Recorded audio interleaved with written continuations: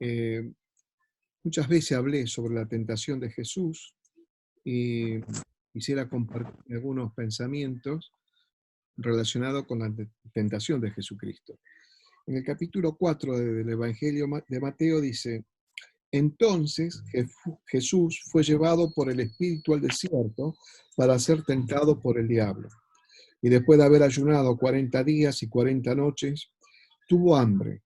Y vino a él el tentador y le dijo: si eres hijo de Dios, di que estas piedras se conviertan en pan. Él respondió y dijo: escrito está, no solo de pan vivirá el hombre, sino de toda palabra que sale de la boca de Dios. Entonces el diablo le llevó a la santa ciudad y le puso sobre el pináculo del templo. Y le dijo: si eres el Hijo de Dios, échate abajo, porque escrito está: a sus ángeles mandará acerca de ti, y en sus manos te sostendrán, para que no tropieces con pie en piedra. Jesús le dijo: escrito está también, no tentarás al Señor tu Dios. Otra vez le llevó el diablo a un monte muy alto y le mostró todos los reinos del mundo y la gloria de ellos, y le dijo: todo esto te daré si postrado me adorares. Entonces Jesús le dijo: vete, Satanás, porque escrito está: al Señor tu Dios adorarás y a él solo servirás. El diablo entonces le dejó, y aquí vinieron ángeles y le servían. Vamos a orar. Padre, te damos gracias por esta porción de tu palabra que hemos leído.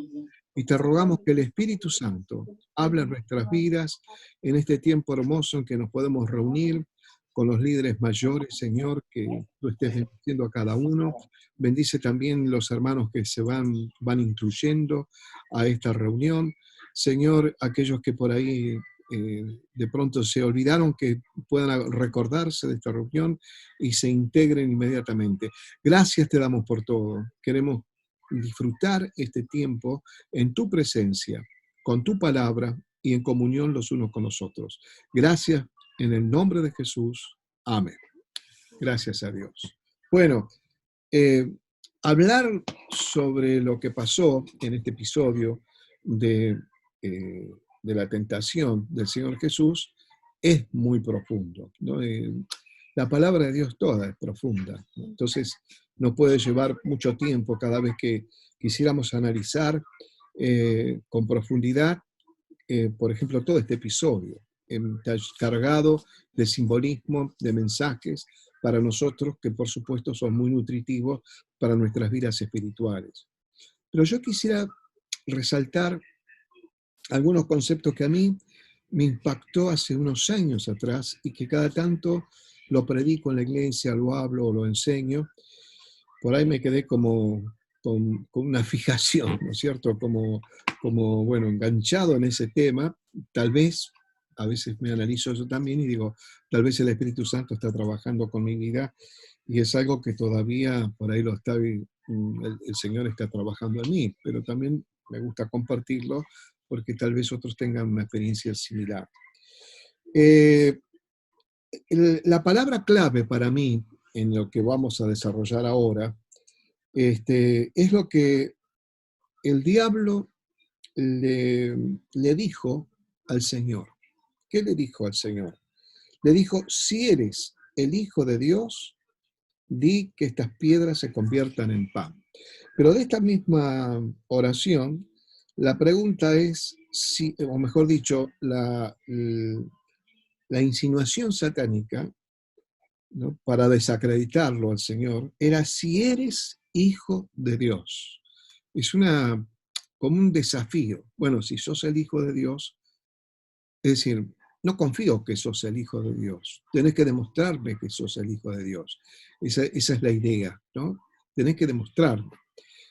A mí me gustó mucho un libro que hace años, nosotros digo en plural porque con mi esposa lo tenemos todavía. Es un libro de exégesis, es decir, que es exégesis explicativa tanto del Antiguo Testamento como del Nuevo Testamento, y es un libro de estudio que lo usan mucho nuestros queridos hermanos bautistas, ¿no?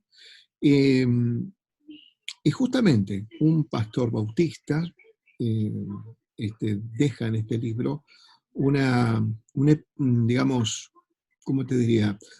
Una historia un poco, por supuesto, imaginativa de lo que pudo haber pasado en ese periodo de tiempo donde Jesús fue tentado. Acuérdense que eran 40 días y 40 noches, ¿no es cierto? Y el Señor Jesús, que había sido llevado al desierto, allí fue tentado. Entonces, por ahí se especula un poquito con esto, ¿no? Porque, bueno, no hay detalles de lo que pasó. Pero hay opiniones y algunos, como el caso de este pastor bautista, él decía de que en realidad Jesús fue tentado desde el comienzo, desde que llegó al desierto, él estuvo bajo presión de las tentaciones del diablo. La Biblia nos enseña que Jesús fue tentado en todo, así que cuando es todo, es todo. Recordá que el Señor tenía doble naturaleza, la naturaleza divina porque era Dios y la naturaleza humana porque era hombre. Es decir, la combinación de dos naturalezas, la humana y la divina. Así se manifestó Jesús en esta tierra.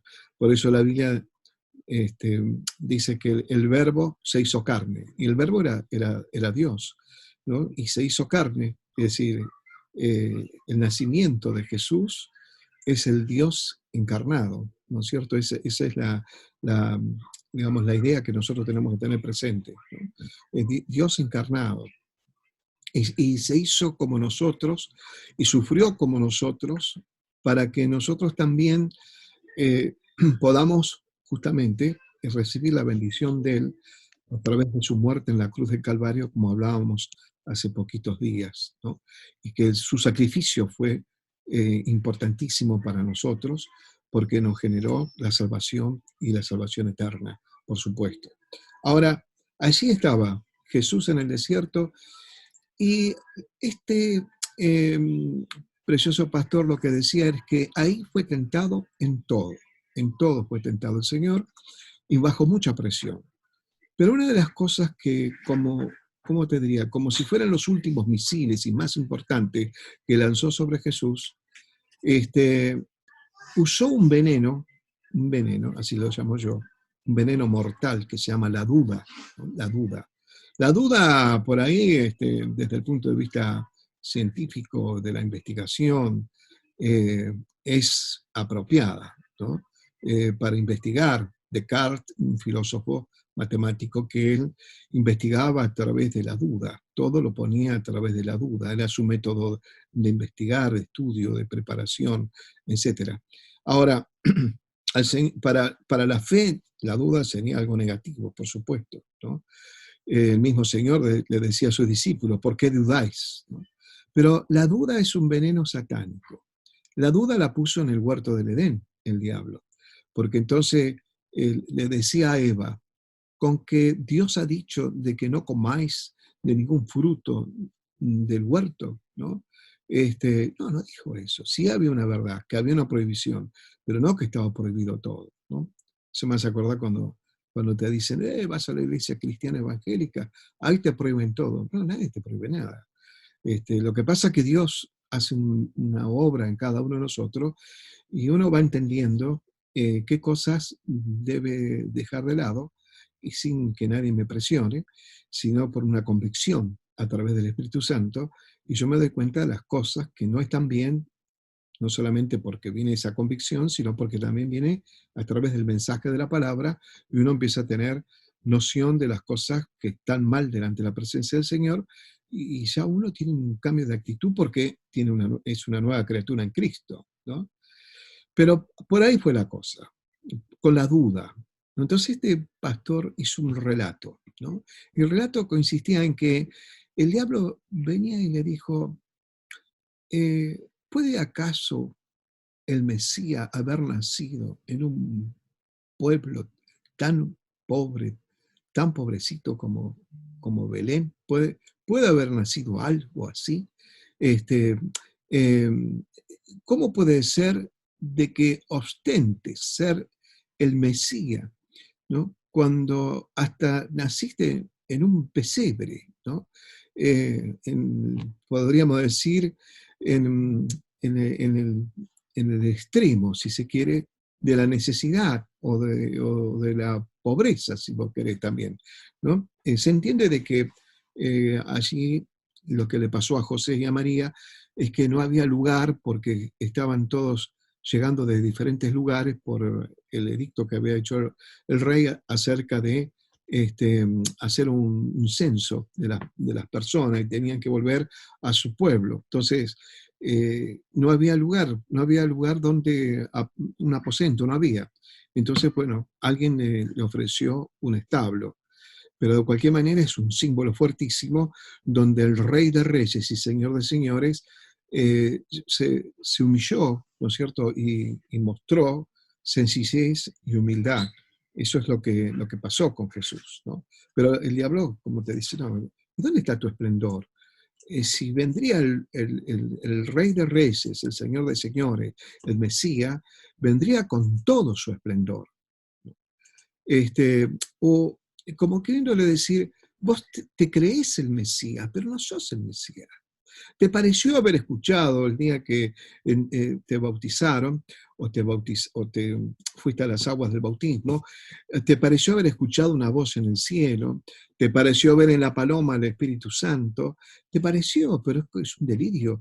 Bueno, sos, ¿dónde está? No tenés el target de ser el Mesías, de ser el Hijo de Dios. No, no tenés ese target. Eso es lo que Satanás estaba diciéndole, ¿no? Al mismo Jesús. Esta historia que preparó el pastor estuvo muy buena. No es que esto esté registrado en la Biblia, no es una especulación, pero una especulación muy interesante derivada de esta pregunta, si eres el Hijo de Dios, ¿no? Entonces, como vos no tenés el target, como vos no naciste en un lugar como debería ser un rey, como vos no, no viniste con gloria y poder, bueno, entonces vos podés decir que sos el Hijo de Dios. Esto también a veces a nosotros nos pasa, que el diablo dice, pero ¿qué te pasó? Vos decís que sos hijo de Dios, hija de Dios, pero ¿dónde está la bendición de Dios? Dios se olvidó de vos, ¿no? Vos sos hijo de Dios, sos hija de Dios. Y viene esa pregunta, ¿no? Y fíjate que esto por eso es muy profundo, yo no voy a tener el tiempo para hablarlo, pero Satanás nos mete en una carrera donde queremos demostrar, decimos o pensamos que le queremos demostrar al diablo que somos hijos de Dios, pero en el fondo es nuestra propia duda que hace que nosotros queremos demostrarnos a nosotros mismos que sí somos hijos de Dios, ¿no? Entonces, ahí viene un conflicto, porque, por ejemplo, a mí me pasó, ministerialmente hablando, cuando era más joven, yo estaba muy entusiasmado con la obra, pero venía ese pensamiento, si de verdad sos un pastor, vos tendrías que estar mucho mejor, venía ese pensamiento. Si de verdad sos un pastor, entonces debería tener una iglesia más grande, una congregación más grande. Bueno, venían todos esos pensamientos. Y lamentablemente pasa en el ministerio que muchas veces los pastores caemos en la tentación de correr una carrera de competencia entre los colegas, ¿no? Y eso no está bien, no es de Dios, no estamos para competir con los demás, ni vos como hermano de la congregación para competir con tu otro hermano, ¿no? Yo hablaba el domingo sobre las dos teologías, la de la cruz y la de la resurrección. La de la cruz es la del sufrimiento, la del dolor, la de la pérdida, y la de la resurrección es de la victoria, de la bendición, de la prosperidad, etcétera, etcétera, ¿no?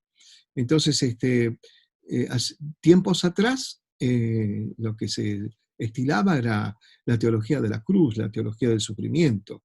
Y la verdad, en las iglesias había como una competencia a la hora de dar testimonio, a ver quién sufría más, quién era más sacrificado, quién tenía más dolores y más pérdidas, ¿no? Y que, como yo les decía el domingo, cuando veían a alguno que estaban prosperando, que estaba bien, lo miraban con desconfianza, como diciendo, este está fuera de la voluntad de Dios, ¿no? Algo así.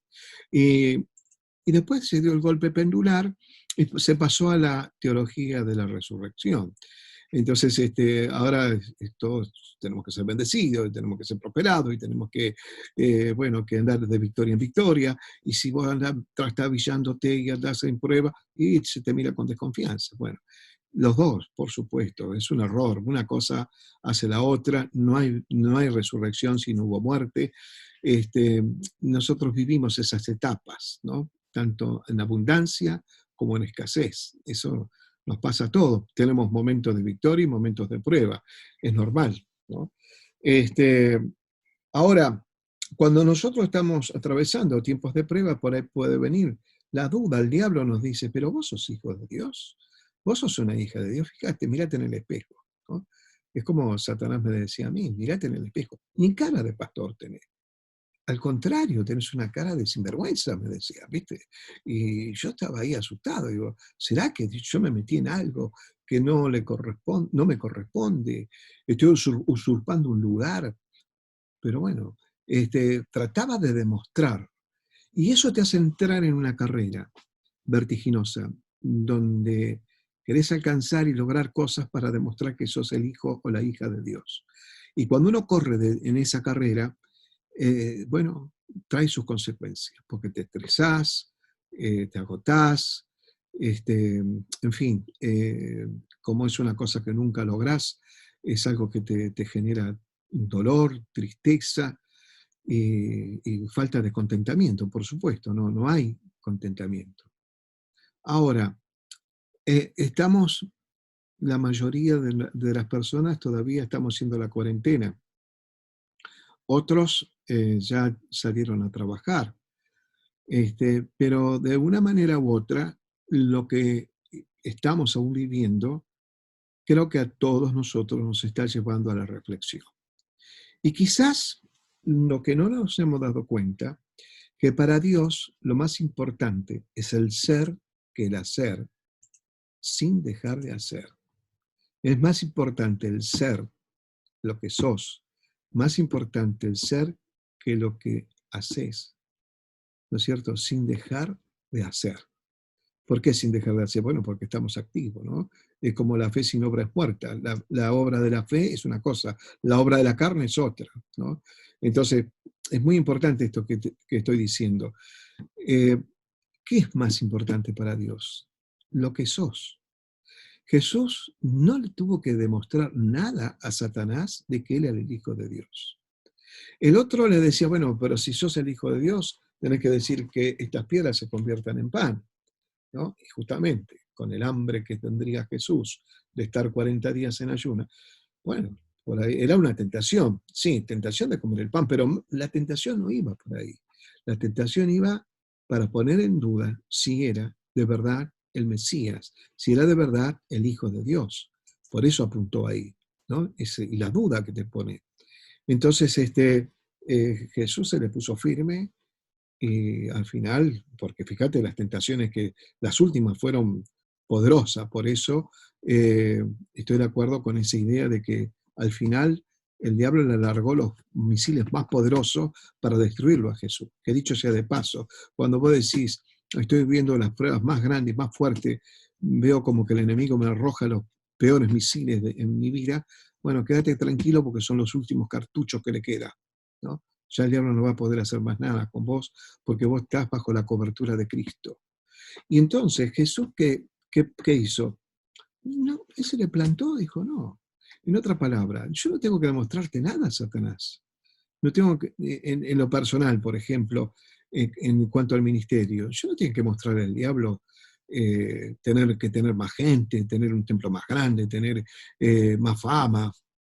No, aparte, jugaba un poco ¿cómo te podría decir? Con mi carnalidad, con mi parte humana, ¿no? Decir que no se me dio siempre por esas cosas, no fui tan vanidoso, ¿no? Pero atacaba la parte de la vanidad, de la vanagloria, ¿no? Y bueno, pero si eres, ¿no? Es decir, bueno, sacá la chapa, si vos sos, y bueno, tenés que demostrar lo que sos, ¿no? Bueno, creo que en estos tiempos de pandemia, nosotros estamos aprendiendo es que es más importante el ser, lo que sos, lo que somos. Y lo que la Biblia declara que vos y yo somos hijos de Dios. Hijos de Dios cuando estamos en abundancia, hijos de Dios cuando estamos en escasez, hijos de Dios cuando estamos en victoria, hijos de Dios cuando estamos en la lucha. pero siempre somos hijos de Dios. Que esto nadie te lo saque. Ahora somos hijos de Dios en medio de la pandemia, pero somos hijos de Dios. Eso es lo que vos sos, y es más importante que lo que haces, ¿no? Fíjate que cuando se presenta alguna persona, ¿no? Eh, dice, te voy a presentar, y ponen adelante la tarea que hace, ¿no? Te voy a presentar al abogado fulano de tal, o te voy a presentar al médico fulano de tal, o te voy a presentar al ingeniero fulano de tal, o te voy a presentar al comerciante fulano de tal, o te voy a presentar al industrial. Bueno, siempre se va adelante lo que se hace, lo que haces. Es claro que lo que uno hace es parte también de la identidad, pero en realidad la identidad es otra cosa. Tu ser, ¿no? Lo más importante. En mi caso, primero, lo importante es que soy hijo de Dios. Lo importante es que yo tengo un nombre, un apellido y una identidad, y que tiene más valor que todas las otras cosas que pueda hacer, ¿no? Y en tu caso particular lo mismo. Es decir, más importante es tu persona, más importante es que vos sos hijo de Dios, hija de Dios. Más allá si estás viviendo tiempos difíciles o no, o tiempos de victoria. No importa los tiempos que te toque vivir, vos y yo somos hijos de Dios. Entonces, me gustaría que eso te quede grabado en tu corazón y que sepas que el enemigo va a querer golpearte por ese lado, ¿no? Te miraste en el espejo, fíjate, en las circunstancias que estás viviendo, eso vive un hijo de Dios, una hija de Dios, y te quiere poner duda, porque el veneno satánico es la duda. Cuando él pone duda y comiste el veneno, bueno, entonces vas en picada, porque es un veneno mortal, y nosotros tenemos que, al contrario, sostenernos en la fe, seguir creyendo en el Señor, creer en sus promesas, creer en su palabra, y ahí te sostenés. Y que nadie te quite tu identidad como hijo o hija de Dios. Eso es lo más hermoso que nosotros tenemos, y no tiene precio, no se vende, ni se juega, ni se pierde. Muy bien. Vamos a tomar un tiempito para saludarnos, y además si vos querés agregar algo de lo que hemos hablado, a ver aquel que